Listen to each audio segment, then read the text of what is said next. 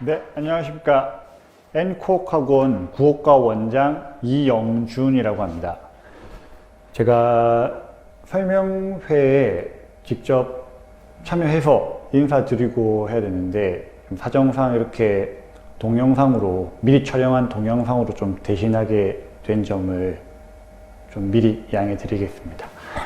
자, 예비고일 국어 공부 방법에 관해서 좀 수능 국어와 내신 국어 그리고 학생들이 지금 고입을 앞둔 상황에서 어떻게 준비해 나가야 되느냐에 관해서 좀 짧게 좀 설명드리도록 하겠습니다.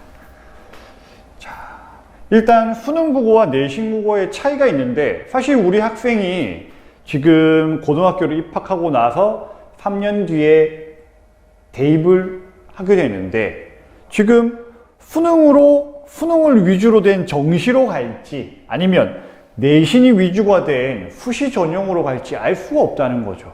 그러면 각각의 특성도 알아야 되고 또 전략적인 측면에서 국어를 어떻게 준비해 나가야 되는가 이 부분에 대해서 좀 중점적으로 설명해 드리도록 하겠습니다. 일단 수능 국어 같은 경우는 지금 변경된 수능 국어 안에서 일단 언어와 매체를 선택하느냐 아니면 화법과 작문을 선택하느냐 요 둘 중에 하나를 선택하게 됐습니다. 학생이.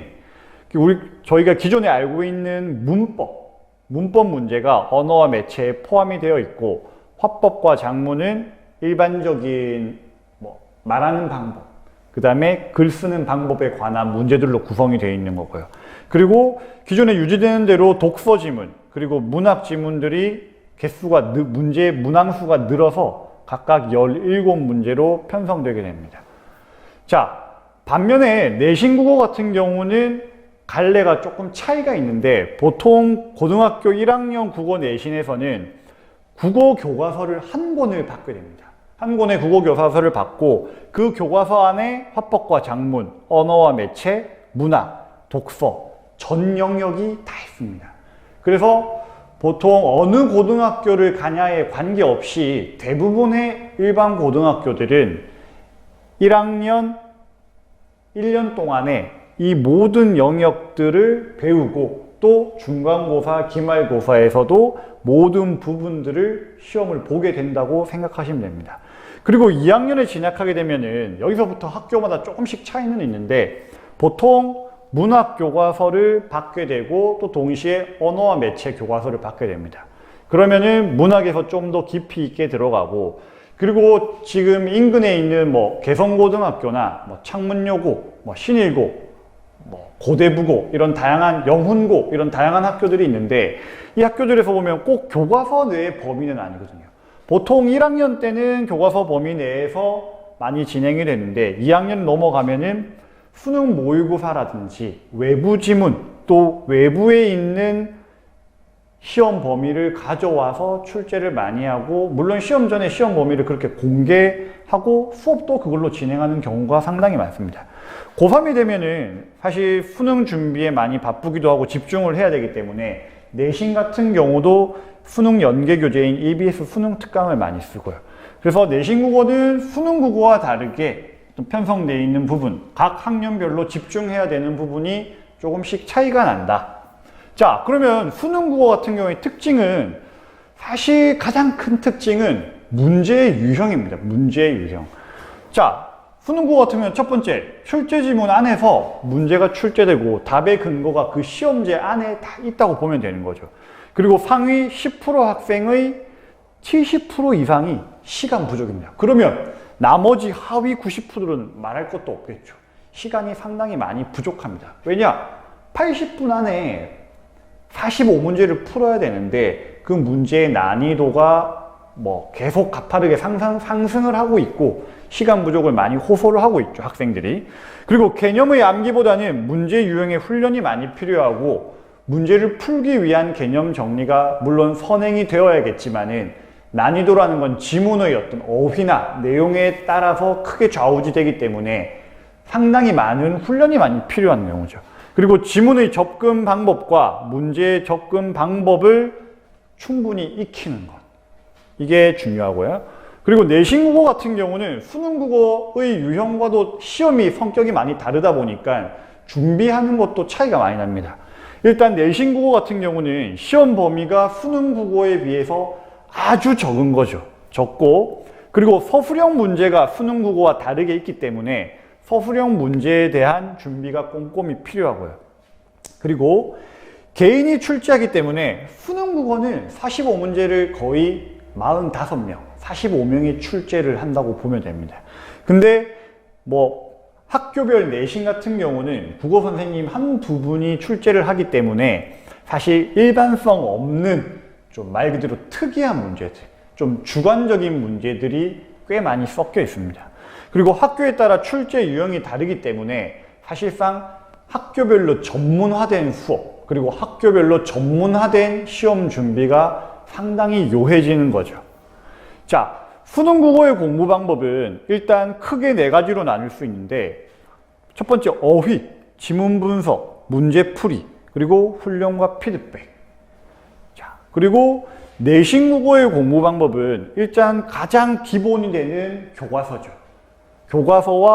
교과서를 충분히 많이 보충해 줄 수 있는 자습서. 그리고 중요한 거는 학교의 선생님이 설명해 주는 뭐 필기 자료라던가, 그리고 학교 선생님이 나눠주는 수업 자료들, 이 부분이 가장 기본 근본이 되는 거고요.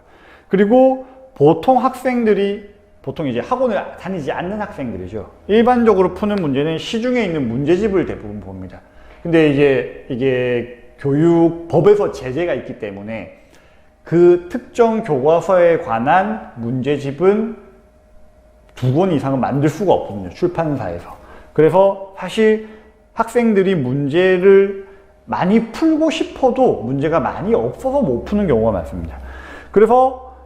그리고 이제 내신 문제, 이제 그 학교에 해당하는 기출 문제나 다른 학교의 다양한 기출 문제들을 보는 게 많이 도움이 되겠죠. 그리고 그 이후에 다시 근본으로 돌아와서 오답을 포함해서 공부했던 내용을 기본해서 충분히 암기해 주는 것, 이게 이제 중요한 부분이고요. 자, 그러면 이 내신 국어와 수능 국어의 차이가 있으면은 내신 국어와 수능 국어를 뭘 선택해야 되느냐는 질문을 제가 평소에 많이 받아요. 학생한테도 많이 받고 또 학부모님들한테도 많이 받고요. 근데 사실상 시험의 스타일과 그리고 공부하는 스타일의 차이만 있을 뿐이지 가지고 있는 학습 내용과 물어보는 내용의 알맹이들은 수능 국어나 내신 국어나 똑같다는 거죠. 그러면 사실상 내신 국어에서 내신에 열심히 집중을 해서 공부를 하고 또 그 비내신 기간에는 수능 국어를 공부를 열심히 해서 내가 가지고 있는 모의고사 점수를 계속 올려 나갔을 때는 서로 시너지 효과가 있다는 거죠. 그래서 실제 보면은 상위권 학생들도 그런 학생이 많아요. 평상시에 국어 공부를 안 해요. 영수에 좀 많이 집중을 하는 거죠. 그리고 내신 기간에만 국어를 열심히 하는 거예요. 그럼 대부분 그런 학생들은 어떤 오류에 빠지게 되느냐, 어떤 결과를 낳게 되느냐, 고3 때 수시로 대학을 간다 하더라도 수능 국어 점수를 못 맞춰서, 최저를 못 맞춰서 불합격을 한다거나, 또 만족할 만한 내신 점수 관리가 안 돼서 정시로 전향을 했는데 미리 만들어 놓은 수능 국어 실력, 근본적인 국어 실력이 없어서 난감해하는 학생이 상당히 많습니다. 그럼 평상시에 내신 국어와 수능 국어를 신경을 많이 써야 되는 거죠. 그래서 사실상 국어의 완성은 내신 국어와 수능 국어를 동시에 가져가면서 수능 국어 공부를 통해서 수능 국어를 대비하는 것도 있지만 동시에 내신 국어의 시너지 효과를 통해서 한계를 더 극복하게 되고, 내신 국어 시간에는, 내신 국어 시험 기간에는 내신 국어에 집중을 하면서 오히려 수능 국어를 공부하면서 부족한 개념들, 좀 더 자세한 암기, 이게 수능 국어에 더 영향을 주게 되는 거죠. 자, 그러면은 이걸 위해서는 공부를 어떻게 해야 되냐? 일단 국어 공부는 수업, 적용 연습, 모의고사로 크게 나눌 수 있는데, 저희 이제 앵콕 학원에서는 열매국어 시스템을 도입해서 일단 정규 수업은 여타 학원들과 똑같이 3시간 강의 수업을 진행하고, 여기에 플러스해서 클리닉 수업이 있는데, 클리닉 수업에서는 요일별 숙제 피드백, 구두 테스트, 미니 모의고사, 모의고사 피드백, 그 다음에 또 일주일에 한 번은 따로 나와서 45문제 실전 모의고사를 보게 되는 거죠. 그리고 커리큘럼이 강의 수업을 듣고 숙제를 하고 학원에 다시 와서 클리닉 수업 시간에 오답 정리를 따로 하고 미니 모의고사를 보고 구두 테스트를 보고 이 일련의 과정들이 모두 다 이런 클리닉 체크표에 기록이 되게 됩니다. 그리고 이게 매주 각 선생님들이 분석을 하고 학생에 대해 파악하고 또 이 클리닉 체크표인 이 보고서가, 학습 보고서가 매주 학부모님들한테 전송이 됩니다. 자, 그리고